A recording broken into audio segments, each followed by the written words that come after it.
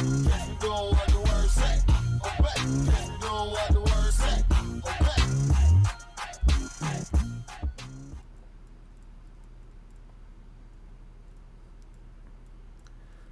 Hello, my name is Robbie. On here I'm Templar Knight. Every person who believes in God but does not attend a church has a story why. But it's said that whenever two or more people gather in God's name, that He is there. So this is church. Welcome. I'm glad you're here. Tonight we are going to be finishing up our study on the 10 Commandments.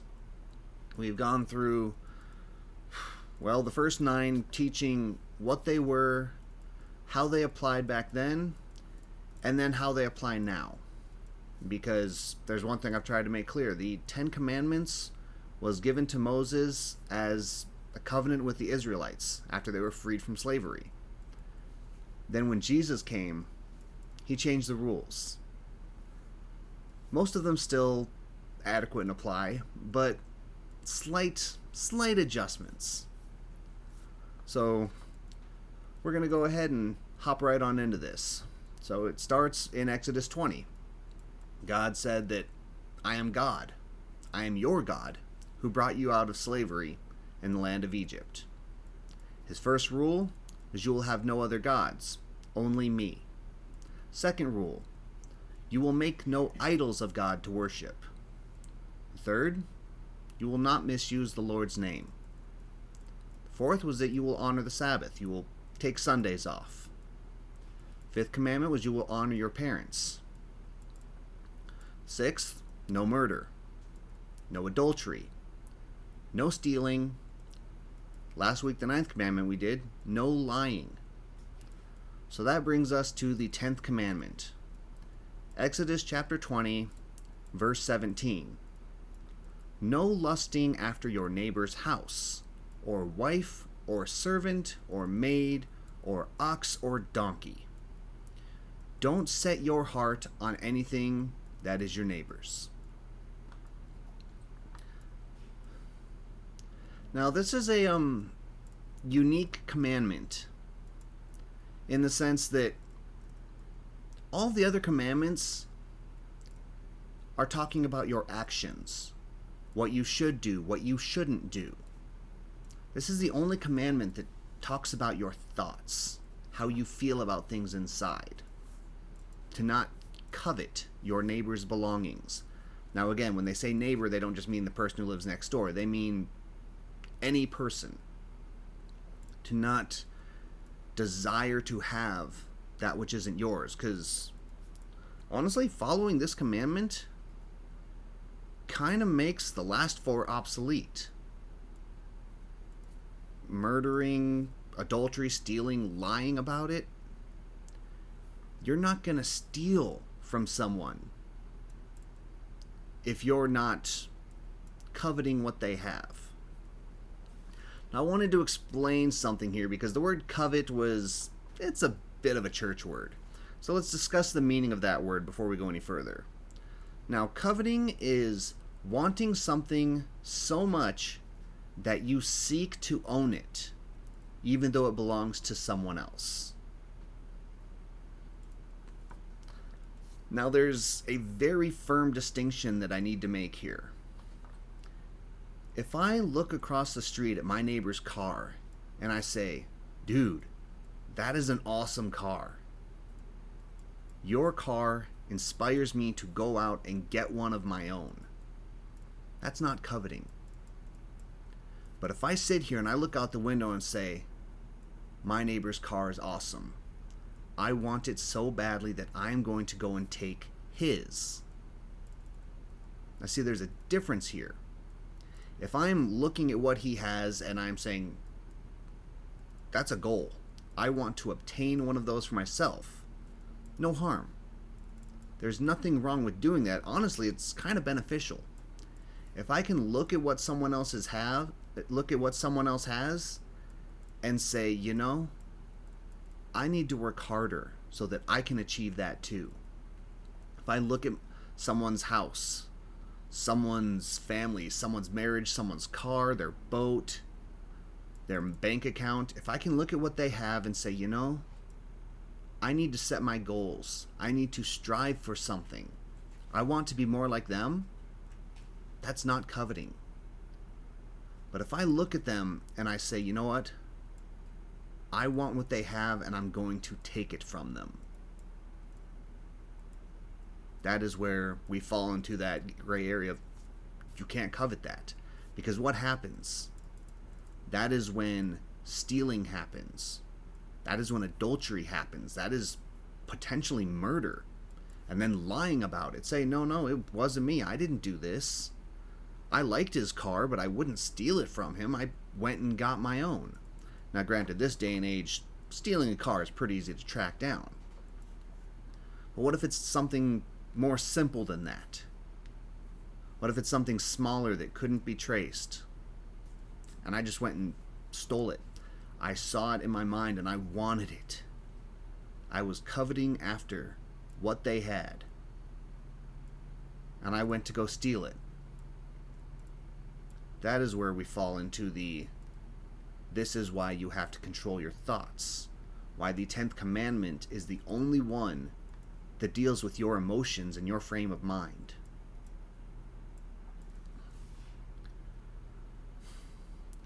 There was a interesting saying I saw once. And it says that money is the root of all evil. And I was thinking, that really fit in good. Because coveting what people have, we want money. Whoever said money doesn't make your problems go away has never been poor. But then you say that and it's like, well, money is the root of all evil. And that's wrong. That is a misquote. That's not how the phrase goes. I was trying to figure it out and tracking it down, and it brought me to 1 Timothy chapter 6, verse 10. In the NIV it says, "For the love of money is the root of all kinds of evil." Some people, eager for money, have wandered from the faith and pierced themselves with many griefs. Now that took me a second to figure out. What is the difference in that? Because I thought it was money is the root of all evil. It's the love of money. The lust for money. The coveting of money. See, money can be used for good. You can do a lot of good with money. If you've been around here, you know. You've seen what we've done with money. Money can be used for good if you're putting it for God's plan. It is that desire to just have more, that longing that, no, I have money, but I need more of it. What will I do for more money? Will I rob? Will I steal? Would I murder for more money? See, if we read the exact same set of verses, only we take it from the Message. We go to 1 Timothy chapter 6. I'm going to back up a little bit here, start at verse 6. And it says that a devout life does bring wealth, but it's the rich simplicity of being yourself before God. Since we entered the world penniless, and we will leave it penniless, if we have bread on our table and shoes on our feet, that's enough. But it's only money those leaders are after. They'll self-destruct in no time. But if it's money those leaders are after, they will self-destruct in no time. And this is what we read earlier. Lust for money brings trouble, and nothing but trouble. Going down the path, some lose their footing in the faith completely and live to regret it bitterly ever after. Again, this is why I will give you a copy of the Message. If you want one, let me know. Now, the difference in there, I brought up the NIV one because I needed that the love of money is the root of all kinds of evil, that quote I had heard. But what is he saying here?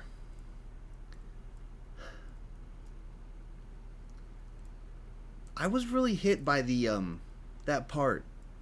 The money these leaders are after, they'll self-destruct in no time. And it got me thinking, who are our leaders now?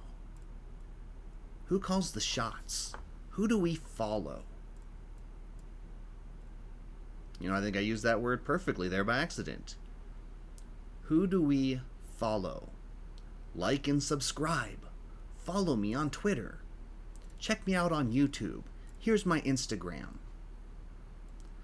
Nowadays, a lot of the leaders we have, I think we refer to them as influencers, because they go out and they try and peddle their influence to try and get us to be more like them, to do what they're doing, buy what I'm saying to buy, do what I'm telling you to do.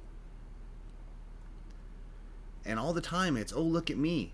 I earned enough money for a Lamborghini. You should do what I'm doing and you can buy a Lamborghini. Look at my super expensive house and apartment.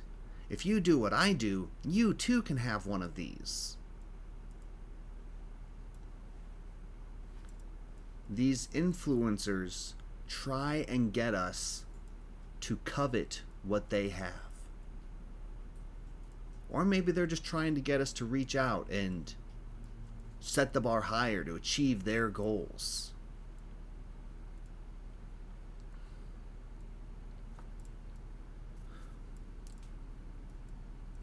But says that so long as we have bread on our table and shoes on our feet, that's enough. We don't need that fancy sports car from across the street. We don't need that amazing apartment, the pool, looking over the balcony. It'd be awesome to set our goals there, but really, if we start chasing after that money, if we're running this way, where's God's path? Where is God trying to put us? Who here honestly believes that God wants you to have a Ferrari?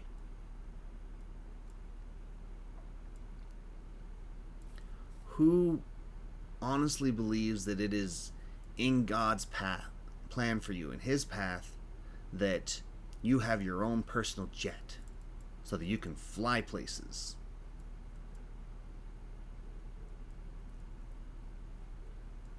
See, I know where God's, at least I have a general idea where God's plan is for me. He put me right here. I didn't choose to be here. I didn't choose to do this. But I told God that I wanted to serve Him. I said, Lord, send me. I'll go. And this is where He sent me. To the internet. To Twitch. To lead a Bible study. Where I could reach people who don't want to go to a building, don't want to go to a church to learn about God. Sometimes I think it'd be awesome if God had it in His plan for me to have 5,000 followers and like 50 people that showed up every week. I like to dream. I like to hope. But it's when I start looking at the people who have that, and I start wanting what they have, trying to find ways to take it for myself, that I realize this ministry is awesome. I love what I've got here. See, I don't need 1 million people. That wasn't God's plan for me.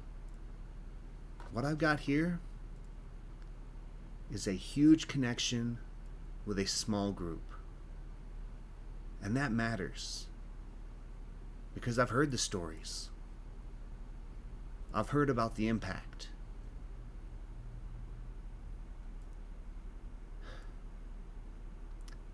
God has done more through this ministry here than I could have ever hoped for.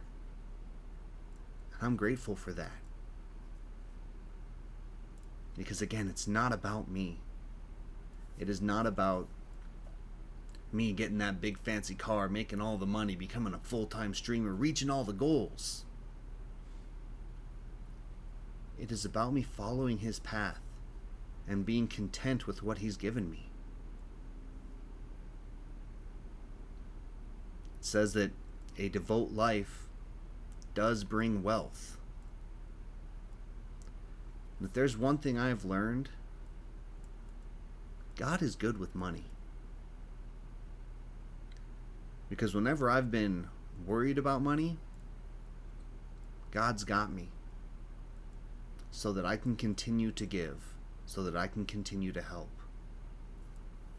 So when I take the money I make and I put it in his hands, he does amazing things with it. And that makes me feel rich inside.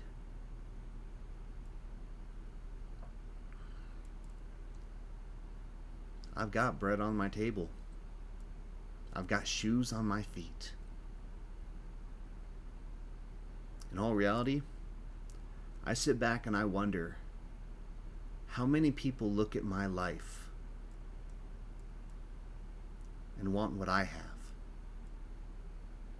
Because it's so easy to sit back and look at those who have more than us and want what they got.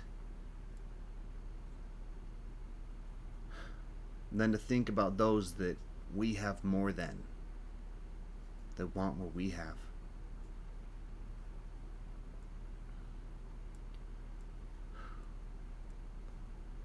God's done some pretty amazing things in my life. In 2 days, I will have been married for 19 years. One day. Tomorrow. Tomorrow. I will get to celebrate 19 years of marriage. And I hear her typing over there. I can only imagine what's going on in chat. But not many people get that. They don't have a marriage like mine. My car is nothing fancy, but I have a car. My job is rough, but I have a job. My house isn't anything special, but I have one.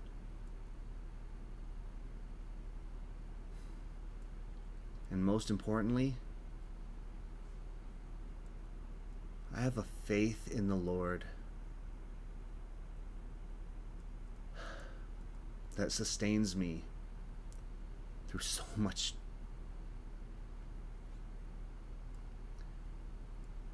Despite how bad things get, I can rely on my Lord to take care of me. And for that, I am rich. I am blessed.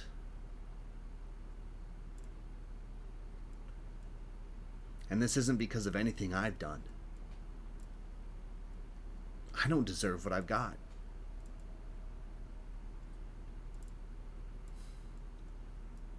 I've chosen to follow the Lord.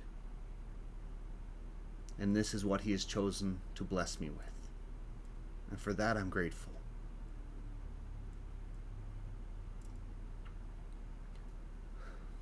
So I need to spend more time not focusing on what I don't have and what I want, but being grateful for what He has already given me.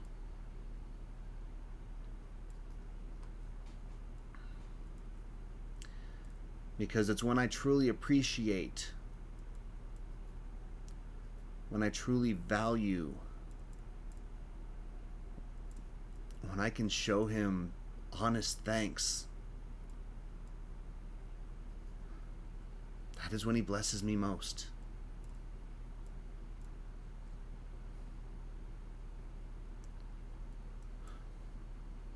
Does my neighbor have a nicer car? Yeah, he does. He has a really nice car. But that's not important. It doesn't matter. Some deep down, petty part of me says it does. But there's so much more to life than having a cool car, having a big house, having 4 digits in your bank account. Set the bar high. Having 5 or 6 digits in your bank account. There's more to it.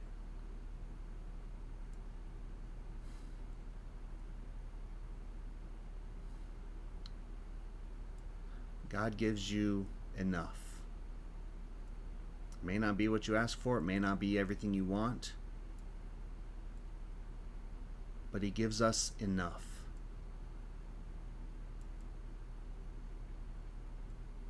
And for that we should be grateful.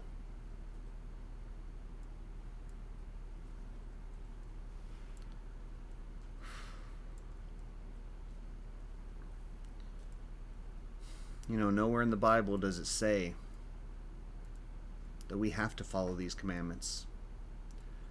Nowhere in the Bible does it say that we are required to follow all the rules Jesus set out for us. But He gave us these rules because He loves us. Because He wants to guide us, He wants to protect us, and He wants to keep us safe. Jesus came here and He died to show how much He loves us. And so He said in John 14, verse 15, "If you love Me, you will keep My commandments."